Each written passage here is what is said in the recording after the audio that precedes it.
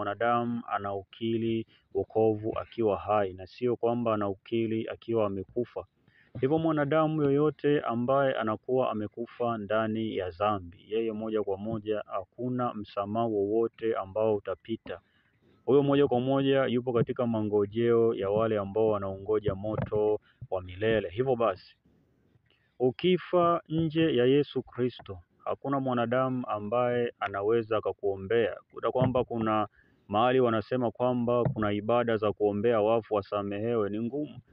Yaani Mungu ametenga kati ya nuru na giza, ametenga. Na maana wale wote ambao wanakiri wokovu kwa kinywa chao wenyewe na kuamini, kwa sababu kitabu cha Warumi sura ya 10 mstari wa 10 inasema, kwa maana ukimkiri Yesu Kristo kwa kinywa chako na moyo wako ukaamini, ina maana moja kwa moja unakuwa umepata kuokolewa. Bwana Yesu asifiwe tena.